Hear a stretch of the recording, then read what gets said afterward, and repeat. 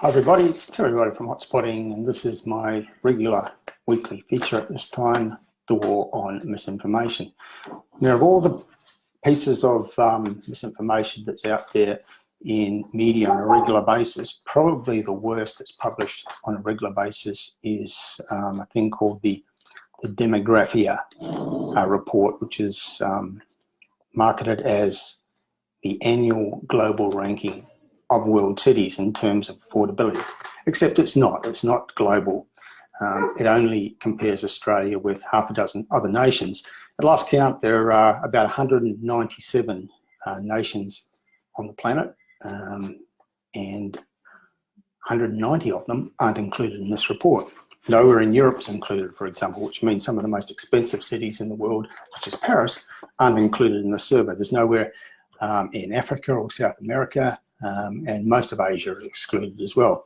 Now, given that this is a report that looks at not so much how expensive cities are, but about affordability, which means they're comparing prices with incomes. It could well be that if it was a proper global survey, we'd find that some of the most unaffordable cities in the world were perhaps in Africa or South America, because it's a comparison of what people earn and what it costs to buy a house. And some of those cities in Africa and South America have some of the lowest home ownership rates on the planet because incomes are so low and people just can't afford to buy houses. So this survey that includes Australia and half a dozen other nations makes some outrageous claims about where Australia ranks in affordability. For example, the latest report claims that Sydney is the third least affordable city in the world. Well, you simply cannot make that claim when your survey excludes most of the cities in the world. When your survey doesn't include Paris or Geneva or Copenhagen or Amsterdam or Rome or Stockholm and the various other very expensive cities in Europe, you cannot make claims about Sydney being the third or the second or the fifth or whatever most expensive or least affordable city in the world, because you haven't conducted a survey that's even remotely close to being global. But the problem is media lets them get away with it every year. This report is published at the same time every year. It keeps making these sweeping claims about Australian affordability, and media just blindly publishes the press release, which is what media mostly does, particularly in the coverage of real estate matters these days. No journalism takes place. They just do a quick rewrite of the press release. So here we have an article written by Aidan Devine in one of the News Limited publications in Sydney, and he's just rewritten the press release. I'm quite sure he hasn't actually read the report, because if he did, he'd see it for what it is. And he might want to ask some questions that journalists are supposed to ask, like challenge the people who authored this report and ask them some questions like, how can you say, make the claims that you have when you've excluded most of the nations in the world and most of the major cities in the world aren't included in your survey?